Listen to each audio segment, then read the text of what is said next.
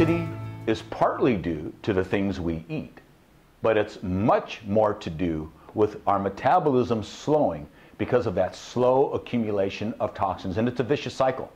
The more toxic your liver gets, the easier it is to put on weight, the more fat you're storing. Now guess where toxins are stored in human beings? In fat cells. So the fatter you get, the more toxins you store. The more toxins you store, the fatter you get. That's why it feels like a merry-go-round that you can't get off. Once you do our detox, you notice a change in 24 to 48 hours, or at least most people do.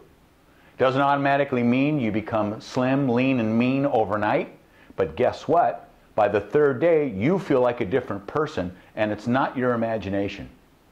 So what I want to encourage you to do today is, if this made sense, give this a try. Find out for yourself. There's all the opinions in the world don't mean anything if you don't have the experience that means something to you.